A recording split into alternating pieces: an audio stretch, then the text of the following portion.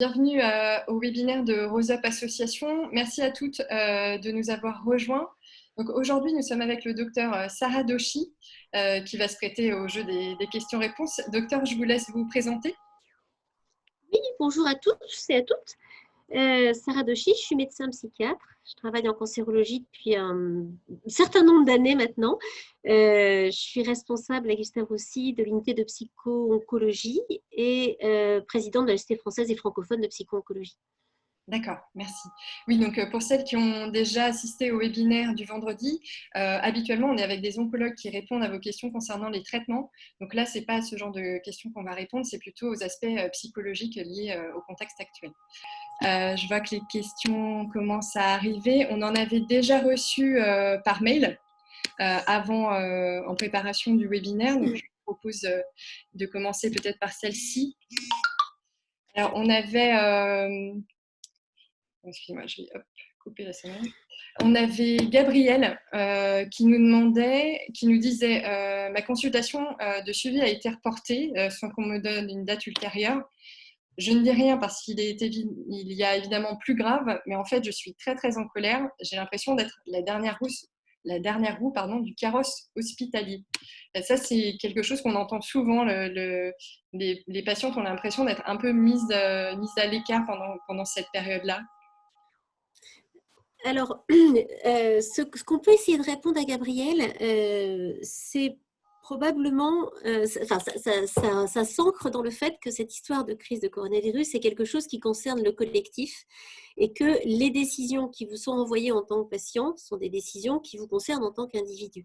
Et c'est le mélange de ces deux dimensions-là dont on va voir probablement dans différentes questions qu'elles posent un peu problème. Très clairement, lorsqu'on reporte des consultations, ce n'est pas, en tout cas, certainement pas que parce qu'il faut faire de la place aux malades du coronavirus.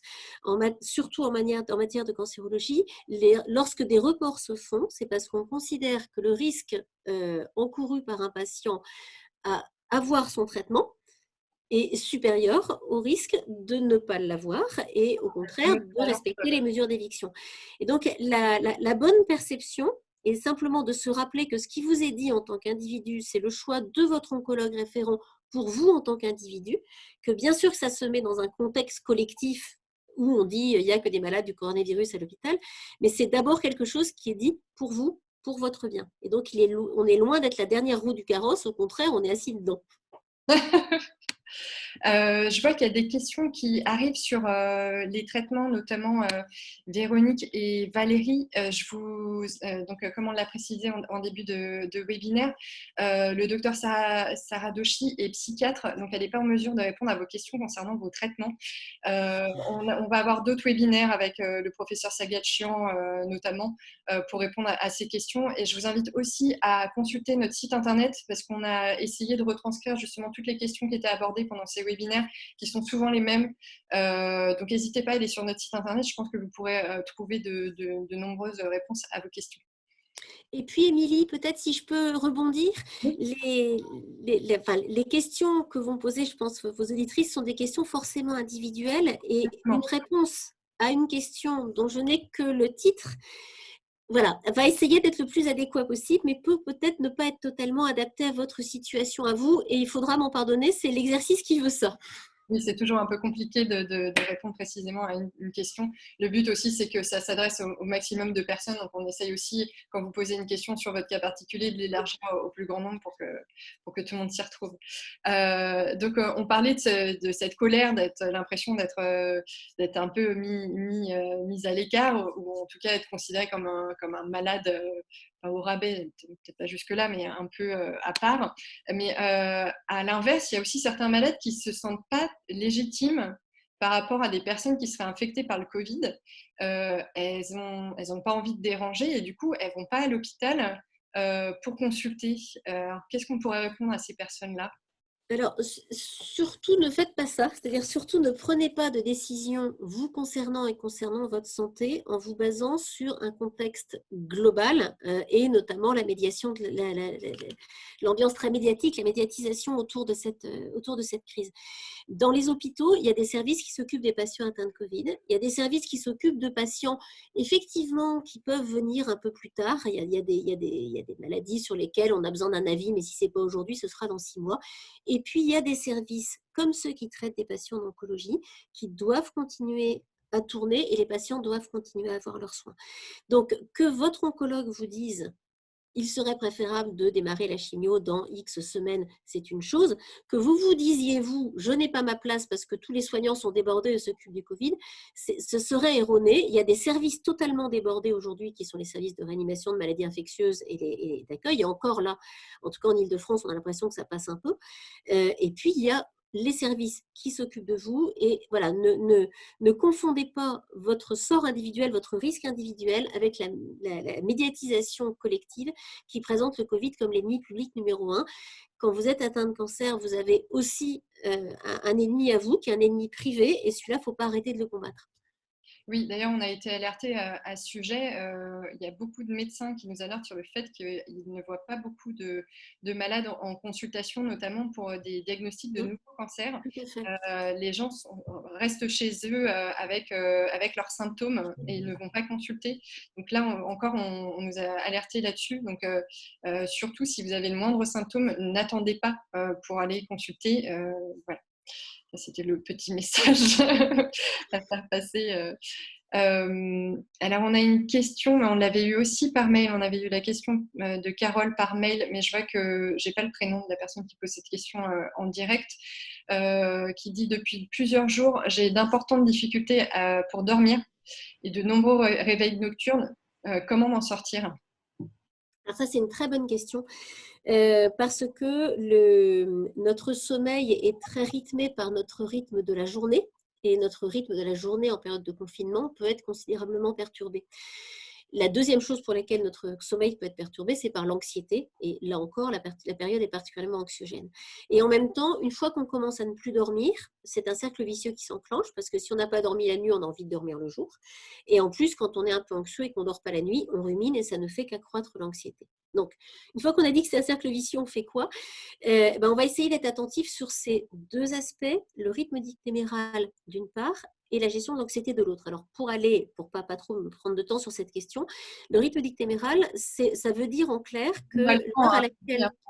On a 1 heure devant vous, devant nous, vous pouvez... Alors, le rythme dictéméral, ça veut dire en clair que l'heure à laquelle on se couche est déterminée par l'heure à laquelle on se lève. Et non, comme on a tendance à le penser, l'inverse. Et donc, si vous voulez continuer à vous endormir le soir, il faut continuer à vous lever le matin. C'est important d'arriver à relativiser le poids des nuits blanches parce qu'on a quelquefois tendance à se dire « j'ai mal dormi cette nuit, du coup je vais rattraper sur le matin ». Ah oui, mais sauf que si on se lève à 11h, on ne va pas s'endormir le lendemain soir à 11h. Donc, il est possible de moins dormir une nuit. On a tous des occasions de faire des courtes nuits pour des bonnes raisons. Et on ne va pas mourir parce qu'on a fait une petite nuit. Donc, même s'il y a une petite nuit, il faut continuer à se lever le matin. Si possible, garder un rythme assez proche du rythme habituel. S'habiller, essayer de se mettre à la lumière dès qu'on peut. Alors, idéalement, un balcon, un jardin, c'est choses qu'on envie tous en ce moment. Au pire, la lumière de la fenêtre, mais s'exposer à la lumière dès que possible, essayer de garder un minimum d'activité physique. Je sais que c'est pas facile en ce moment. Ne pas trop dormir dans la journée. Vous pouvez faire des micro-siestes si vraiment vous ne tenez pas debout, mais une micro-sieste, c'est 20 minutes, c'est pas 2 heures. Et puis, garder tout ce qui va nous permettre de distinguer la nuit du jour. On a pour dormir notre horloge interne, qui est avec la mélatonine, cette hormone du sommeil dont on parle pas mal, mais on a aussi un certain nombre de synchronisateurs externes qui sont toutes ces choses qui disent à notre cerveau ça y est, c'est l'heure de dormir. Exactement ce qu'on fait quand on veut apprendre à un bébé le jour et la nuit, où on va jouer sur le pyjama, le doudou, la fenêtre ouverte, etc. Donc, on a un peu des grands enfants. Et il est capital qu'on arrive à garder ces signaux. Et ça veut dire des choses simples. Ça veut dire que la chambre et le lit, on doit les réserver aux activités au sommeil et pas à regarder la télévision ou à jouer avec les enfants, enfin autant que faire se peut quand le logement le permet. Ça veut dire que quand on est dans son lit, c'est la nuit en pyjama et pas le jour pour faire une sieste. Ça veut dire que quand on fait la sieste le jour, on essaye de laisser les rideaux et les volets ouverts. Toutes ces choses qui vont pouvoir dire à notre cerveau, là, c'est le jour et éventuellement si je dors 10 minutes, un quart d'heure, ou bien c'est la nuit, j'ai le droit de me rendormir. Et la dernière chose par rapport à ça, on a dit donc parler du rythme et puis on a parlé de l'anxiété. Une fois qu'on fait des efforts sur le rythme, il y a l'anxiété. Ce qui est compliqué avec l'anxiété, c'est que ça démarre particulièrement quand notre esprit est inoccupé. Et effectivement, si on est en train d'essayer de dormir, théoriquement, notre esprit ne fait pas grand-chose d'autre, surtout qu'on a dit qu'il ne fallait pas regarder la télé dans son lit. Du coup, quand on n'arrive pas à dormir la nuit parce qu'on commence à ruminer, il faut sortir de son lit. Il faut essayer d'aller plutôt faire autre chose. On sait que les personnes dorment d'autant moins bien qu'elles passent du temps dans leur lit sans dormir à essayer de dormir. D'accord. Parce qu'en fait, on associe à ce moment-là le lit à l'endroit dans lequel on s'est retourné pendant 3 heures la nuit dernière en ruminant des choses anxieuses. Et au bout d'un moment, ça devient systématique. Vous rajoutez à ça l'anxiété de performance par rapport au sommeil qui est est-ce que je vais réussir à m'endormir? Comme si c'était un truc fait exprès. Et on a tous les ingrédients pour passer une mauvaise nuit. Donc, je récapitule, les consignes un peu d'hygiène, si possible, le maximum de choses associées au sommeil, le fait de ne pas rester dans son lit quand on ne dort pas, essayez à ce moment-là de ne pas avoir d'écran, relevez-vous pour aller faire ce que vous voulez, un livre, des mots fléchés, faire ce que vous voulez, mais pas un écran de téléphone, pas un écran de télévision, sinon notre mélatonine s'y perd et elle ne sait plus quand est-ce qu'il s'agit de dormir. Voilà. Et c'est vrai que sur cette anxiété, on aura sûrement l'occasion d'en reparler, mais la première chose en tout cas, c'est de ne pas y rajouter l'anxiété de performance de je veux à tout prix dormir, ou l'anxiété de je vais passer une mauvaise nuit parce que je n'ai pas dormi. Aucune des deux n'est efficace. Le sommeil, c'est quelque chose de naturel. Et est-ce qu'il n'y a pas des réflexes qu'on a qui aussi rajoutent à l'anxiété? Je pense notamment aux chaînes d'information en continu. Est-ce que ça, c'est aussi une source de stress supplémentaire qu'on peut éviter? Alors oui, absolument. On peut éviter parce que c'est du stress qu'on engrange et ça c'est une première chose. Donc c'est pas la peine lorsqu'on est déjà un peu envahi par l'anxiété de se reconfronter comme ça avec les images et le son puis la musique qui stimule un peu. Et c'est aussi à éviter parce que une des choses compliquées pour beaucoup d'entre nous en ce moment, c'est le vécu d'impuissance. C'est-à-dire qu'on est confronté à quelque chose de complètement incertain vis-à-vis duquel on ne peut pas faire grand-chose à part tout ce qu'on essaye déjà de faire, de rester chez soi, les gestes barrières, etc. Et les informations renvoient encore plus ce sentiment d'impuissance qui en lui-même majore l'anxiété. Donc il vaut mieux regarder les informations à des moments bien précis, éventuellement pas tout seul d'ailleurs, et le reste du temps, essayer de retrouver ses repères, de retrouver du contrôle sur son quotidien, mais sans en permanence être exposé à ces choses qui nous renvoient précisément à ce stress qu'on essaye de maîtriser. Donc, éviter les chaînes d'information en continu, regarder plutôt le 13h ou le 20h où on a un résumé. C'est ça. Suffisant pour C'est avoir ça. Et alors, dans la même série, une chose que j'ai oublié de vous dire tout à l'heure, c'est une autre chose qu'il faut éviter, c'est le radio-réveil la nuit. C'est-à-dire à chaque fois qu'on ouvre un œil, avoir ou regarder son téléphone ou avoir le radio-réveil qui montre que, ah ben oui, il est 1h22 et on n'a encore pas dormi. Parce que c'est autant de petits signaux qui réactivent l'anxiété de ne pas dormir. Et donc, si vous avez du mal à dormir, la première chose à faire, c'est d'enlever quoi que ce soit qui peut vous rappeler l'heure la nuit. Vous pourrez la regarder si vous en avez besoin, mais ça évitera déjà qu'à chaque micro-éveil, vous refassiez démarrer votre anxiété sur l'idée de « ça y est, zut, je ne dors pas à nouveau ». Et alors, du coup, si on est dans c'est quelque chose de très concret, mais si on est dans une chambre avec des volets où il n'y a pas du tout de lumière qui passe, du coup, il vaut mieux ne pas se mettre dans des conditions où on ne sait plus à quel moment de la journée on est. Alors, c'est vrai que ça peut être une bonne méthode, surtout en ce moment où la durée du jour est une durée à peu près raisonnable. Ce matin, c'était 6h44, le lever du soleil. Ça peut être une bonne méthode qui est de laisser un petit peu de volets ouverts. Et comme ça, finalement, vous saurez en ouvrant un œil si c'est encore la nuit ou si c'est le jour. Et vous n'aurez pas besoin de vérifier sur votre réveil. Sauf si vous considérez, vous avez l'impression que ça fait un moment que vous êtes réveillé sans vous rendormir. Auquel cas, oui, on peut regarder l'heure et surtout se lever pour ne pas associer le lit à l'endroit où on ne dort pas. Oui. Il y a Laurence qui nous dit que l'anxiété peut être liée aussi au déconfinement et au retour au travail. C'est vrai que maintenant, on a une date de déconfinement, même si on ne sait pas encore précisément comment ça va se passer. Il y a aussi le retour des enfants à l'école. Là encore, comment on peut essayer de se préparer à cette nouvelle période? Alors, c'est une question à étage parce que on peut avoir tous des tas de raisons différentes de redouter le déconfinement, ou en tout cas d'être un peu inquiet. Et c'est important du coup d'essayer de se répondre à la question en fonction de ce qu'on craint et donc d'essayer d'identifier ce qu'on craint. Je m'explique. On peut craindre par exemple d'être de nouveau séparé de ses proches. Je pense notamment à des patients qui ne travaillent pas et qui, grâce entre guillemets au confinement, se retrouvent plus entourés qui ne l'ont jamais été. Donc, on peut craindre d'être séparé, on peut craindre de retrouver le travail avec ses contraintes, ses trajets, son stress, éventuellement de se demander si il va arriver aussi bien après 2 mois d'arrêt. On peut craindre d'être confronté au virus, évidemment, ça c'est une base. On peut craindre d'être confronté aux autres. On n'a pas tous la même aisance avec autrui. Un certain nombre d'entre nous sont un petit peu, on appelle ça phobiques sociaux ou timides, un peu comme on veut, mais enfin en tout cas, le rapport à l'autre est inconnu et pas évident. Et ça peut aussi faire partie des raisons pour lesquelles on a peur de reprendre. Et je suis sûre qu'il y en a, en fonction de vos éditrices, au moins une demi-douzaine que je n'ai pas citées. Hein. Donc la première question, c'est d'essayer de regarder honnêtement ce dont on a peur. Et de manière très schématique, il y a des choses contre lesquelles on a peur et contre lesquelles on peut faire quelque chose de concret.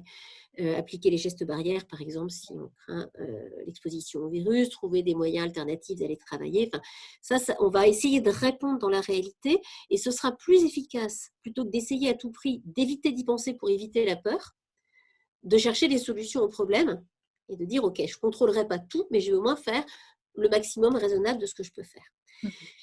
Un autre exemple d'une peur qu'on peut essayer de contrer par des moyens raisonnables, matériels, c'est la peur de retrouver, par exemple, le rythme du travail. Pour ceux qui n'auront pas été en télétravail, il est probablement possible au moins de reprendre le rythme, par exemple, de recommencer à s'habiller le matin. Tout bête, mais c'est vrai que ça prend un peu plus de temps d'être présentable que d'être en tenue d'intérieur. Donc, des petites choses comme ça qu'on peut faire pour affronter un petit peu plus la situation et se remettre dans le bain. Après, il y aura des peurs moins rationnelles. Il y aura la peur des autres, il y aura la peur, certaines peurs exagérées du virus, par exemple, ou de la contagion. Et sur ces peurs-là, il y a peut-être 2 grands principes. Le premier, c'est que plus on évite une peur, plus on a peur. Et à chaque fois qu'on évite d'affronter quelque chose, on se conforte dans l'idée qu'on fait bien de l'éviter, puisque quand on l'évite, on a moins peur, et ainsi de suite. Oui. Donc, par rapport à ça, essayer de se réexposer petit à petit, par exemple aux collègues par Skype, ça peut être une façon de faire.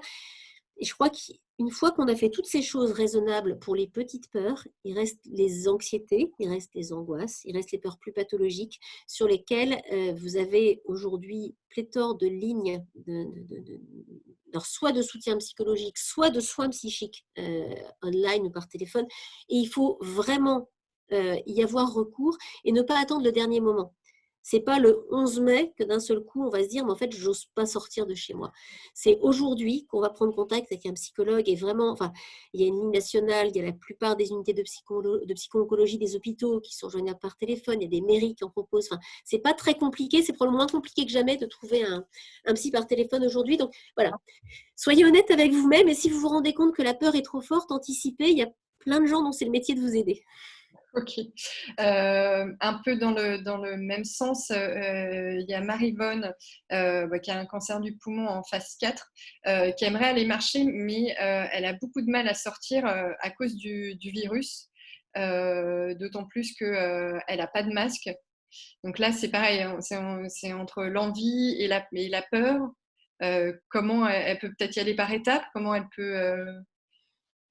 Alors, enfin, il y a 2 questions. Il y a une question qui est de l'équilibre bénéfice-risque pour cette personne elle-même. Et là, je crois qu'il faut vraiment demander conseil au médecin qui sera capable de dire si le risque est plus important de sortir 1 heure comme on a le droit de le faire en confinement sans masque ou bien de rester à la maison et de perdre un peu d'activité physique. Et ça, c'est typiquement des questions de rapport bénéfice-risque qu'il faut régler de manière individuelle et pour lesquelles c'est bien d'avoir l'avis d'un médecin, votre généraliste ou votre référent.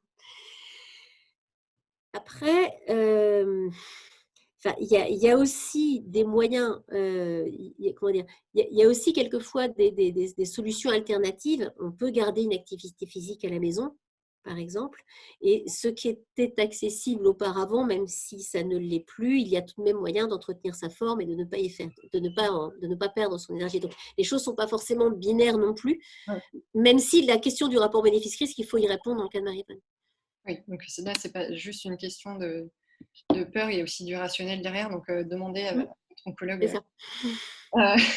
Il y a une question de Sarah. Alors là, c'est une question très précise sur un traitement. Sa psychiatre vient de lui prescrire de l'Urbanil, 5 mg 2 fois par jour pour calmer ses crises d'angoisse liées à une peur de la contamination à l'hôpital, parce qu'elle a encore un traitement de chimio apparemment. Elle se demandait un peu quels étaient les effets secondaires de ce médicament et s'il y avait un risque d'accoutumance.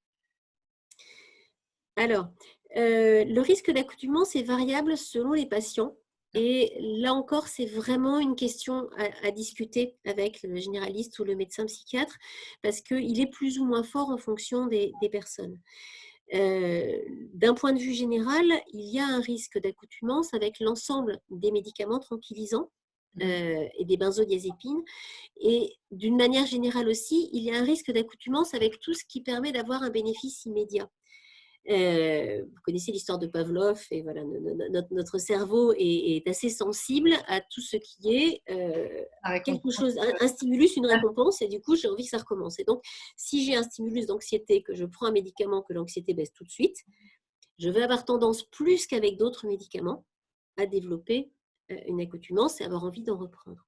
Ça c'est complètement général, d'accord. Certaines personnes, je vous l'ai dit, sont plus ou moins sensibles et en tout état de cause, laisser exister un état d'anxiété de manière continue peut représenter un risque bien plus important de prise d'alcool, par exemple, de prise de tabac, d'évolution vers la dépression, de troubles relationnels à la maison, parce que quand on est anxieux, on est souvent irritable. Enfin, là encore, on est dans des histoires de bénéfices-risques et il y a globalement peu d'accoutumance lorsqu'on prend des traitements peu de temps. C'est pour ça que la durée de prescription officielle d'un hypnotique, c'est 4 semaines et d'une benzodiazépine, c'est 12 semaines, précisément pour ça.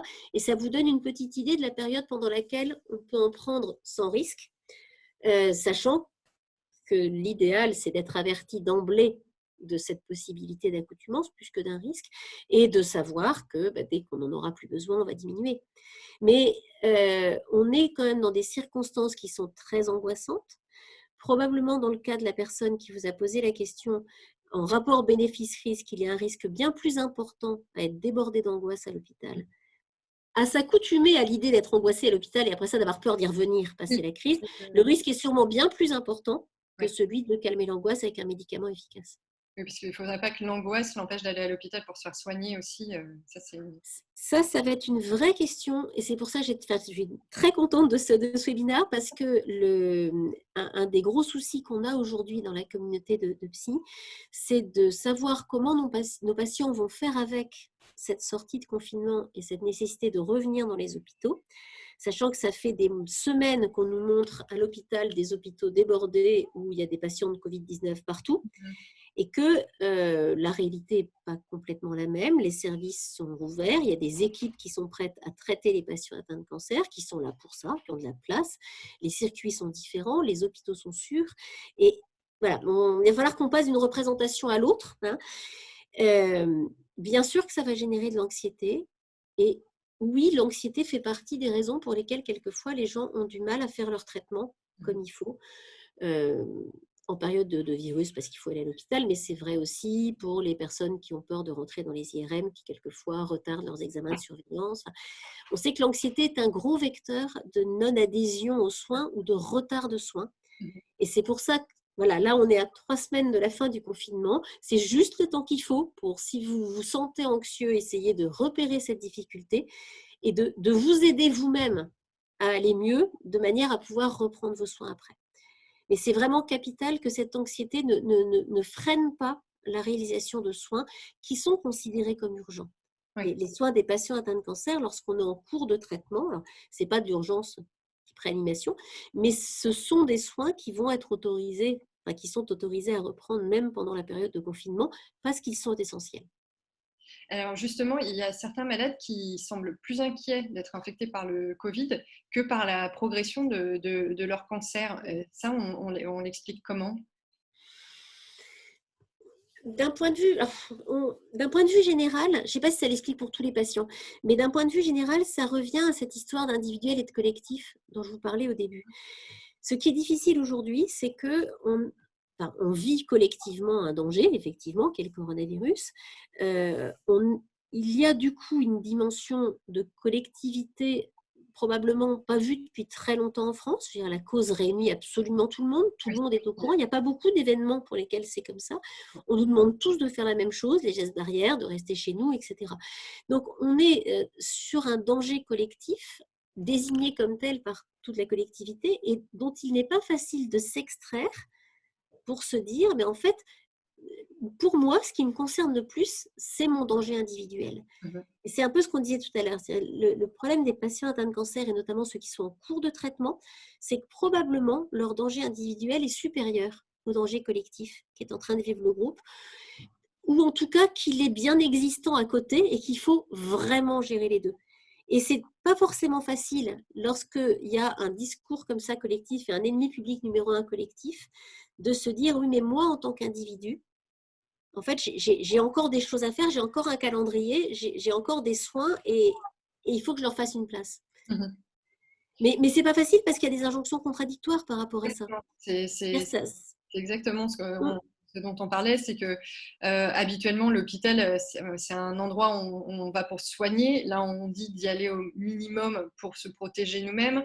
En même temps, on dit de continuer à y aller pour continuer ses traitements, pour éviter les pertes de chance. Là aussi, c'est un peu compliqué de faire la part des choses.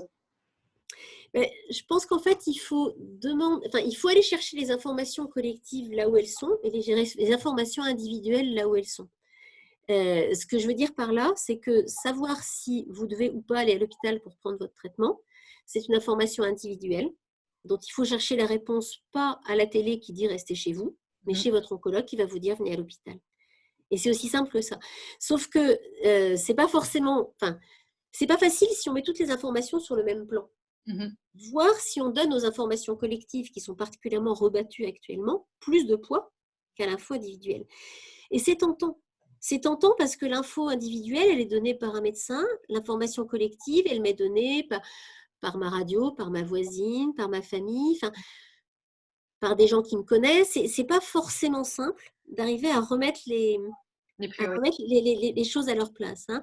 Mais le cancer pour lequel vous devez éventuellement aller à l'hôpital faire des soins, c'est une maladie qui ne vous concerne que vous, en tout cas qui ne concerne pas la collectivité entière dans les messages. Et ce sont ces messages-là qui sont prioritaires à tous les autres.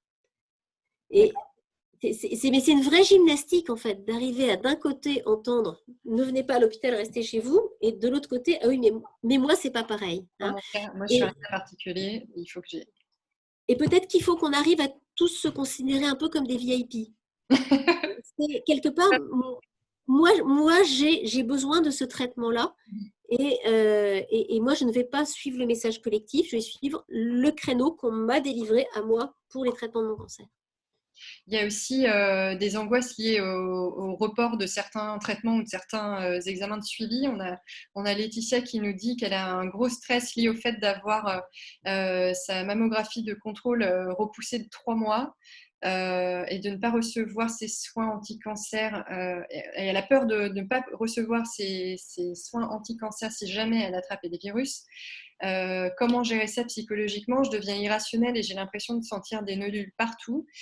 Style psychosomatique très certainement, mais ça l'angoisse en tout cas. Alors, la réponse est un peu dans la question. C'est-à-dire que puisque vous vous rendez compte que probablement qu'il y a une part dans ces perceptions de nodules, etc., d'anxiété, il faut traiter l'anxiété. Et traiter l'anxiété, Le problème de l'anxiété, c'est que derrière ce terme d'anxiété, on met beaucoup de degrés différents. On met des choses qui sont normales et on met des choses qui sont très pathologiques. Une anxiété normale, c'est la peur adaptée qui va me faire me laver les mains plusieurs fois par jour, mettre mon masque, ne pas sortir, etc. Ça, c'est une anxiété efficace parce qu'elle lutte contre le danger. Mais l'anxiété là dont parle cette personne, elle se rend bien compte d'ailleurs qu'elle est irrationnelle. Ça devient une anxiété qui est disruptive, c'est-à-dire qui fait irruption dans la tête n'importe quand, qui génère éventuellement des comportements pas rationnels et qui surtout qui génère un état désagréable. Et une anxiété qui envahit tout le temps, qui est désagréable et qui vous fait avoir un comportement pas normal, c'est quelque chose qu'il faut adresser à un psychologue ou à un psychiatre ou à votre médecin généraliste, mais à un professionnel de santé. Donc, même si on a conscience que notre angoisse, elle est irrationnelle, il faut demander de l'aide. Il faut être très, très simple en fait par rapport à ça. Et on a quelquefois un peu de mal à le faire, justement parce qu'il y a ce continuum. Si vous voulez, une maladie somatique ou même une dépression, on sent bien que soit je suis en dépression et je vais voir quelqu'un, soit je ne suis pas en dépression et je m'en sors tout seul. Mais l'anxiété, je suis un peu anxieux, moyennement anxieux, très anxieux. Donc, les critères à retenir, c'est est-ce que c'est disruptif? Est-ce que ça fait irruption dans votre tête tout le temps? Est-ce que ça génère des comportements différents? Un des premiers, c'est l'irritabilité, mais ça peut être des troubles du sommeil, ça peut être une perte d'appétit, ça peut être des choses comme ça. Et ce qui est un peu corrélé, est-ce que ça génère un vécu désagréable permanent? Une anxiété normale, on y pense, on se lave les mains, on y pense un peu moins. Une anxiété permanente, on se lave les mains, mais on continue à se dire, et comme je dois voir ma mammo pour savoir si je rechute, et les traitements si je rechute, enfin, ce que vous venez d'écrire. Donc, il y a des traitements efficaces contre l'anxiété qui ne sont pas forcément des médicaments, qui ne sont pas forcément des psychothérapies. Hein, c'est même souvent pas forcément ça qui fonctionne à très court terme en tout cas. Ça peut être des techniques, ce qu'on appelle les techniques psychocorporelles, la relaxation, la technique de mindfulness pour réduire le stress. Il faut savoir une chose, c'est que les techniques, ça marche si on les pratique. Donc, si vous dites, je fais une séance de yoga et ça ne va pas mieux, ou je fais une séance de yoga, ça va mieux, mais ça recommence après, en fait, c'est normal. Et ce sont des techniques qui vont permettre en profondeur de réguler les mécanismes de stress et notamment la connexion entre l'idée stressante et le vécu du corps. D'accord. Et d'éviter à ce moment-là de bloquer le diaphragme, de contracter ses muscles, etc. Et ça marche si on les pratique régulièrement. Et ça marche vraiment, par contre. Donc, s'il y a des techniques comme ça que vous avez déjà pratiquées, la méditation, le yoga, la sophrologie, peu importe, préférentiellement retournez à ces techniques que vous connaissez, pratiquez-les.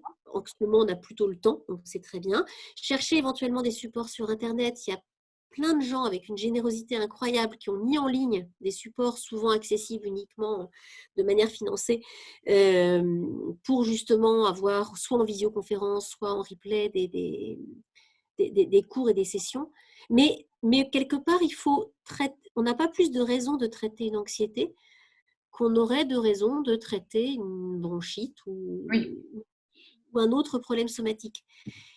Et dans la vraie vie, on ne le fait pas toujours. C'est que dans la vraie vie, on dit mon anxiété déborde. Oui. Ok. Et l'étape d'après, c'est je vais la soigner. Donc, je précise aussi à Laetitia qu'on a aussi des ateliers en ligne justement de sophrologie et de méditation, donc elle n'hésite pas à y participer.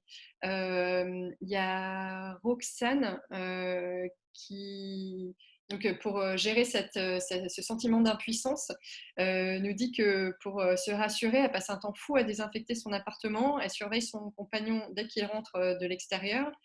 Tout cela le rend fou et les tensions sont présentes, beaucoup de disputes et plus de moments désagréables passés ensemble. Que faire pour apaiser le quotidien? Alors, c'est un bon exemple de quand effectivement un comportement de protection contre le danger, qui est de se laver les mains, va devenir un comportement pathologique. Et vous voyez que c'est les critères que je vous donnais tout à l'heure en vous disant c'est quand ça envahit, quand ça génère des problèmes de comportement ou quand c'est désagréable. Et là, vous avez les 3 critères. Et du coup, même si à la base, le comportement de je désinfecte tout pouvait paraître adapté, vous avez par son impact la trace du fait qu'il n'est pas adapté. D'accord ? Donc ça c'est important parce que vous voyez, je ne parle pas de normal, pas normal. Je parle en fait de comment évaluer soi-même si quelque chose est devenu pathologique, et c'est vous qui en êtes le juge, comme le fait votre auditrice. Ça, c'est une première chose. La deuxième chose, c'est que ce fonctionnement-là de je nettoie, je renettoie, je renettoie est assez proche de ce qu'on appelle les TOC. Alors, je pense que maintenant, la population générale, on sait à peu près ce que c'est, mais les TOC, c'est ces patients qui ont des manies et qui vont de manière compulsive, c'est-à-dire obligatoire, se relaver les mains alors qu'ils viennent de les laver, vérifier que les portes sont bien fermées, les papiers sont rangés, etc. Et le principe de base d'un TOC, c'est un peu comme ce qu'on disait tout à l'heure sur l'accoutumance. Le principe d'un TOC, c'est une idée m'angoisse et un geste suffit à faire baisser temporairement mon angoisse. J'ai peur d'attraper des maladies, je vais me laver les mains. Et juste après, je suis mieux. Je retiens donc que me laver les mains est un bon moyen de faire baisser mon angoisse, indépendamment de lutter contre les maladies. Le problème, c'est que comme l'angoisse n'est pas traitée, elle reste présente, et donc assez vite, la pensée revient. Et à ce moment-là, qu'est-ce qu'on va faire ? Ce qu'on a fait la fois d'avant, aller se laver les mains. Et pour les patients qui ont des TOC, je ne sais pas si c'est le cas du tout de la personne qui vous pose la question, là je parle de manière plus générale, mais pour les patients qui ont des TOC, en fait, un TOC, ce n'est jamais qu'une tentative inadaptée, répétée, de faire baisser l'angoisse. Et comme ce n'est pas la bonne méthode, ça revient tout le temps et on finit par se laver les mains 4 heures par jour. Il y a un vrai risque. En cette période de Covid, il y a un vrai risque d'évoluer plus ou moins vers ce genre de comportement parce qu'on a un vrai danger et une vraie recommandation. Les patients qui vont se laver les mains 4 fois, il n'y a aucune recommandation de santé qui dit relavez-vous les mains une fois que vous venez de vous les laver. Là, pour le Covid, on nous dit quand même, ça peut être présent sur les surfaces, on nous dit des tas de trucs très angoissants. Et comment dire, du coup, c'est encore plus risqué d'en arriver là. Et pourquoi il faut s'arrêter avant ? Parce que c'est invivable, c'est ce qu'on vient de dire, c'est vous-même qui dites, mais c'est juste, on en sort trop. Ça veut dire que finalement, le risque contre lequel vous luttez, qui est d'essayer à tout prix de lutter contre la moindre trace d'un virus possible dans un coin de votre appartement, lutter contre ce risque-là génère d'autres risques, bien pires, de conflits. Donc, il va falloir trouver le moyen de lutter un peu moins contre ce risque, même si ça a l'air rationnel. Donc, ça a l'air rationnel de tout désinfecter. C'est excessif parce que ce n'est pas une vie. Et donc, en rapport bénéfice-risque, il va falloir quand même nettoyer un peu moins. Et c'est là que vous allez me dire comment on fait. Comment on lutte contre voilà. Un des moyens par rapport à ça, c'est d'agir sur cette séquence d'accoutumance dont je parlais tout à l'heure. C'est-à-dire que si, quand je me sens angoissée, quand j'ai cette idée, mais il a touché ça, peut-être qu'il y a du virus dessus, je vais immédiatement chercher du désinfectant. J'ancre le fait que la seule chose que je peux faire quand je me dis il y a peut-être du virus là, c'est de désinfecter immédiatement. Si jamais j'essaye d'attendre, je vais probablement me rendre compte que petit à petit, l'anxiété va diminuer. Et qu'elle va diminuer autrement qu'en allant pour la 150e fois de la journée désinfecter le téléphone que quelqu'un a touché. Donc, c'est essayer de retarder comme ça les choses, tout le monde n'y arrive pas. Il y a des patients qui vont y arriver de manière simple parce que c'est un peu comme un tic en fait.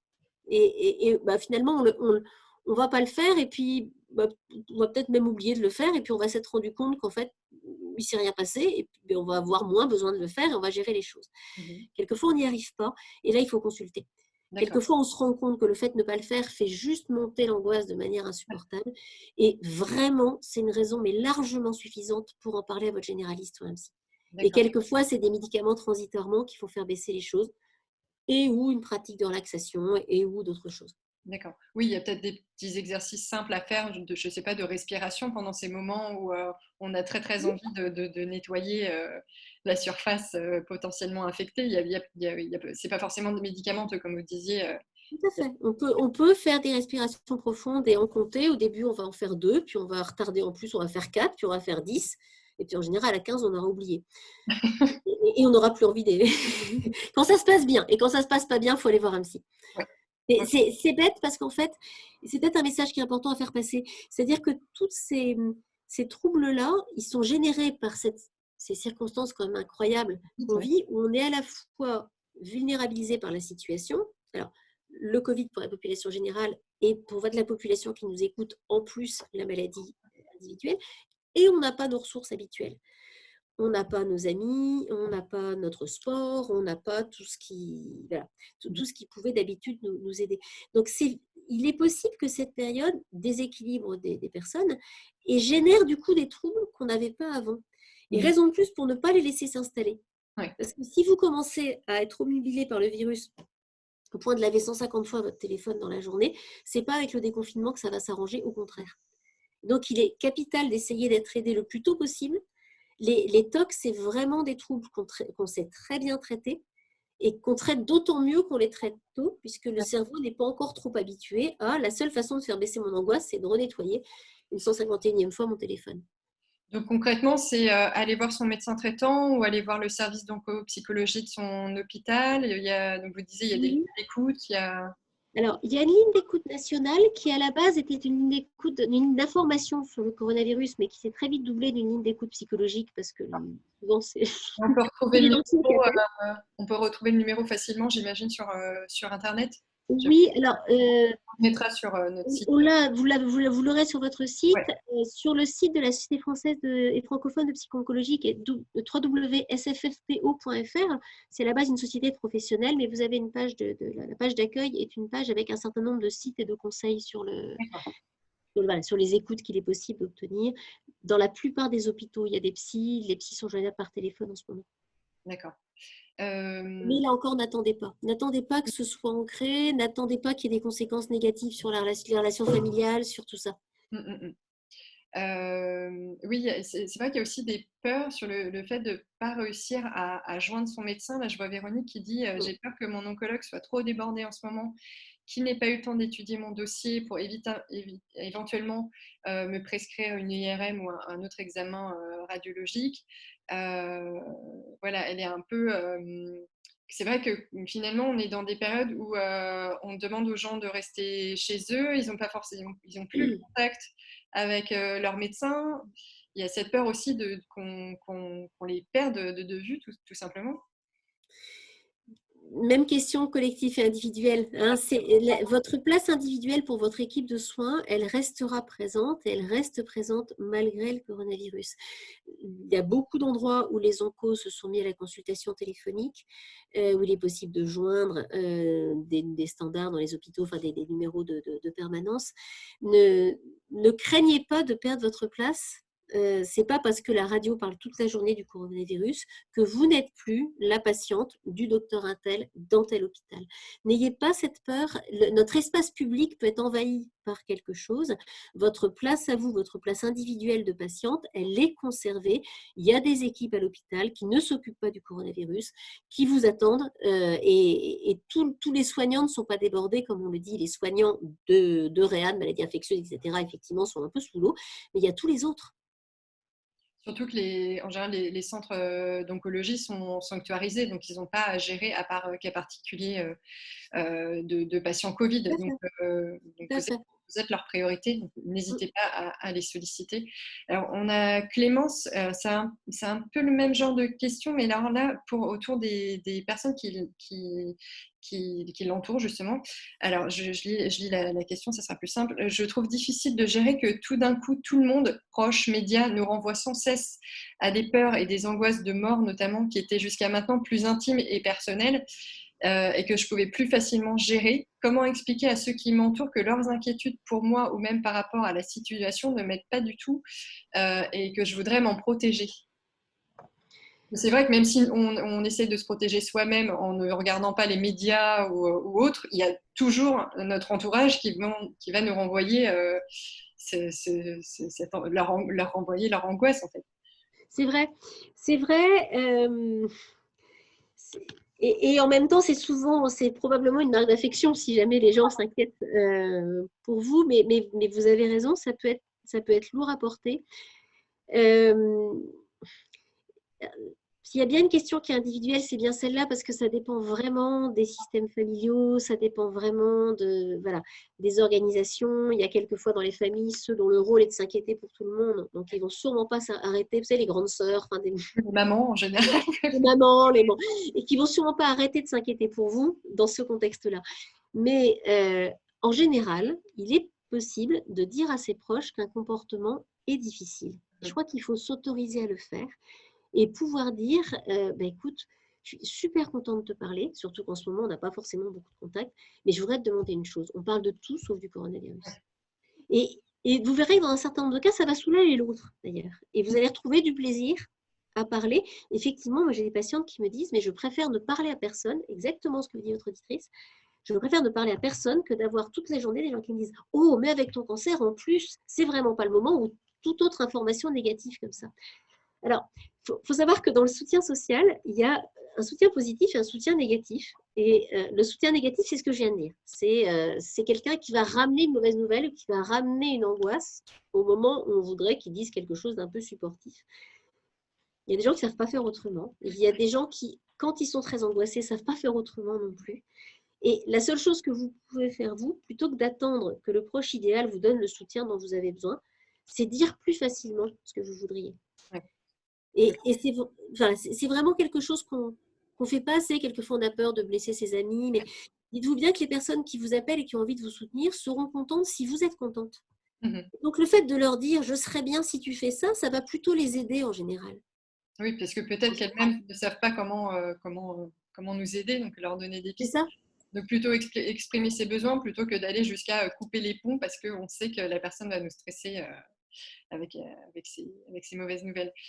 Clémence demandait aussi, elle craint aussi la levée du confinement et que les rues soient bondées. Et, voilà, elle a des trajets jusqu'à l'hôpital à faire. Elle se demande à quel signe faut-il faire attention pour ne pas basculer dans l'agoraphobie ou la phobie sociale.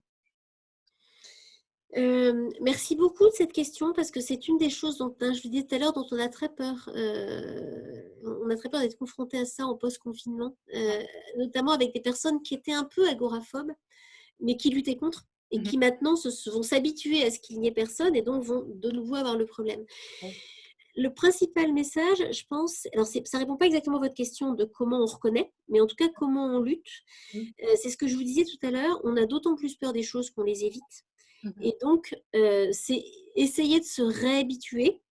Et quelque part, si on sent qu'on est un peu stressé à l'idée de ressortir, essayer d'en faire des expériences positives. C'est-à-dire, plutôt que de se dire « faut que je ressorte », d'aller au grand magasin près de chez soi, de faire une crise de panique dans la foule et de ne plus ressortir de chez soi pendant 15 jours après, il vaut mieux essayer de commencer à ressortir aux heures où il n'y a pas trop de monde, dans une surface plus petite, rentrer chez soi ou en tout cas sortir du magasin si on se sent un peu envahi, mais pour ressortir après, pour réaffronter les choses. Hein.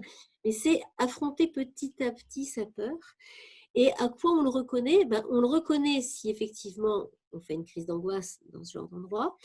On le reconnaît si on se sent très mal à l'aise. Si vous vous rendez compte qu'en ressortant, alors quelquefois c'est des manifestations physiques. On peut avoir la gorge serrée, la bouche sèche, une boule dans le ventre, du mal à respirer. Enfin, tous ces symptômes physiques-là, il faut savoir quelquefois ça va qu'il faut rapporter à de l'anxiété. Si vous ressentez ces petites choses, la bonne chose à faire, c'est pas de vous remettre en confinement, c'est pas d'éviter le danger, c'est de l'affronter petit à petit. J'ai l'impression que ça vous stresse un peu, vous ressortez un peu, pas aux heures de pointe, pour revoir un peu de monde. Et c'est parce que les expériences sont positives qu'elles vont vous aider à avoir moins peur. C'est-à-dire, si le plaisir de sortir, le plaisir de revoir du monde est supérieur à la peur, alors la peur va diminuer petit à petit. Si par contre la peur est supérieure au plaisir, petit à petit, ce sera de plus en plus dur de sortir de chez soi. Et donc, c'est pour ça qu'il faut se connaître et éventuellement, si on a un peu peur, donner une petite récompense quand on sort, aller chercher, je sais pas, faire quelque chose qui vous intéresse et essayer de garder cette dimension de finalement, j'y ai plus gagné que perdu, donc j'aurai la motivation de recommencer. Après, même remarque, ça c'est dans le cas de petits troubles, de troubles mineurs, de troubles qu'on peut gérer tout seul. Et c'est vrai qu'on est, vous voyez là aussi, je parle de nos ressources à nous. Notre motivation peut être une ressource, notre façon de respirer peut être une ressource. Il y a tous les cas où ça ne fonctionne pas. Et là, même message, allez voir un psy. Ne vous dites pas, c'est trop grave puisque je n'y arrive pas. Ça veut juste dire, je ne sais pas m'en sortir tout seul. Mais on fait ça pour plein de choses dans la vie. On essaye de réparer un truc, ça ne marche pas, on va chercher un pro. Oui, c'est vrai que pour ces aspects plus psychologiques, on le fait moins. Paradoxal. Alors, on a une question je ne vois pas son prénom, qui a une fillette de 9 ans dont le papa a été contaminé par le virus et du coup, elle se demande comment lui expliquer les choses pour pas qu'elle soit angoissée elle-même. Alors, vous avez Parler plein aux enfants. d'outils qui ont été faits par des services de pédopsie. Vous en avez notamment sur le site de la donc SFFPO, dont je parlais tout à Oui, l'heure, hein, www.sffpo.fr. Il y a des bandes dessinées, il y a des outils très, très bien faits d'accord. pour expliquer aux enfants avec des images à l'appui ce que c'est qu'un virus, ce qui fait que dans la plupart des cas, ça se passe bien. Pourquoi, même si les enfants ne sont pas malades, il faut qu'ils fassent attention. Enfin, il y a vraiment des supports très adaptés aux enfants. Mhm. Et puis, l'idée, là encore, c'est de simplement donner une information réelle et de ne pas répercuter la peur médiatique. Ça ne... C'est vrai qu'on est un peu abreuvé d'informations qui font écouter. Si vous dites sur une grande antenne, tous les soignants sont épuisés, on vous entendra plus. Si vous dites, finalement, il y a des endroits où ça ne se passe pas si mal que ça. C'est vrai que le Il y a message des de... endroits où ça ne se passe pas si mal que ça. Donc, n'exposons pas nos enfants à ce type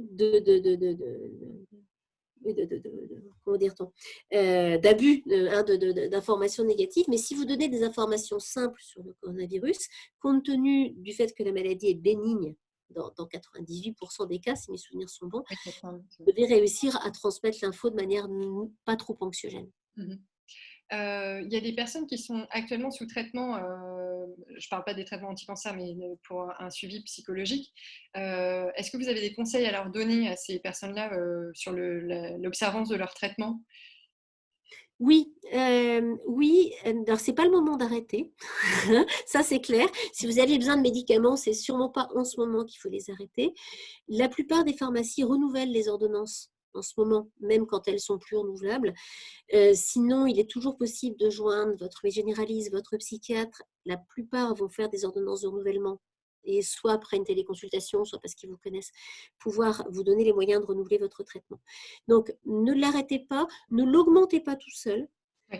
ne prenez pas celui de la voisine qui prend un truc qui a l'air de lui faire du bien pour dormir, et oui, mais c'est à elle qu'on l'a prescrit et pas à vous. Pas d'automédication. Et, et méfiez-vous surtout si votre degré d'anxiété ou si une dépression, si une vulnérabilité psychologique autre vous amène à prendre des médicaments. Méfiez-vous de ce qui pourrait donner l'impression que ça améliore l'anxiété, la consommation d'alcool, la consommation de tabac, qui aggrave absolument toutes les maladies psychologiques et psychiatriques. Donc c'est vrai d'une manière générale que c'est la modération et de vigueur, mais particulièrement en ce moment où le risque est bien plus important. On ne traite pas ces émotions par des produits comme l'alcool ou le tabac, qui sont tous les deux des excitants et qui, en fait, même s'il y a une petite sédation comme ça immédiate, derrière vont augmenter l'anxiété, augmenter la dépression, augmenter les troubles du sommeil. D'accord. Il nous reste que quelques minutes. Vous m'aviez aussi alerté sur le fait qu'il peut y avoir un petit côté positif à la situation quand on est malade de cancer, parce que vous me disiez que les malades de cancer étaient peut-être mieux préparés à cette période de confinement que le reste de la population.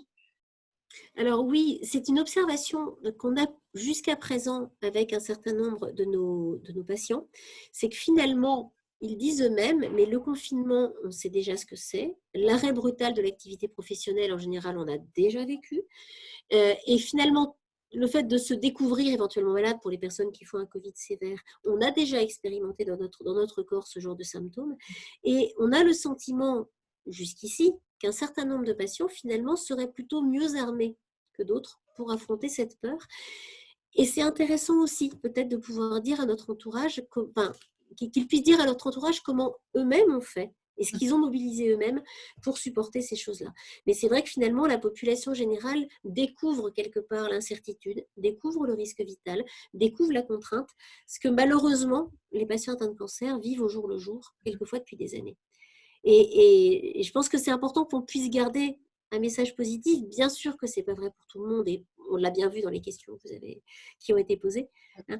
Mais voilà, l'expérience de la maladie chronique, ça peut aussi être quelque chose qui renforce les ressources, qui rassure sur sa capacité à faire face. Et je suis sûre qu'un certain nombre de patients et de patientes sont dans cette situation-là. Et du coup, ils peuvent se servir de leur expérience pour rassurer leur entourage et se sentir peut-être un peu plus utiles. Absolument. D'accord. Pour mieux vivre la période actuelle et pour rassurer leur entourage. Et moi, j'ai même un espoir au-delà de ça. C'est je me dis que finalement, après cette période où on aura, dans une dimension collective, fait l'expérience de l'incertitude, de toutes ces choses auxquelles font face les patients atteints de cancer, peut-être qu'il sera plus facile pour les patients d'être compris et d'être accompagnés. Par la société. Mm. Peut-être est-ce qu'effectivement, ce sera les milieux professionnels auront mieux compris ce que c'était que de ne pas pouvoir aller au travail pendant plusieurs mois et de devoir le reprendre en n'étant pas très sûr de ses capacités. Enfin, voilà, j'espère que cette expérience collective aura au moins ce bénéfice-là. Changer les mentalités vis-à-vis des malades de cancer. Bah, on va rester sur cette petite note positive en espérant que les réponses aient été assez larges pour répondre au cas particulier de chacun. Merci encore pour cette heure que vous nous avez accordée. Peut-être qu'on sera amené à organiser d'autres webinaires sur ce format-là. Merci à toutes d'avoir participé. Et alors, à bientôt. Portez-vous bien. Merci de toutes vos questions et merci de cette occasion d'échanger. Merci à vous. Au revoir. Au revoir.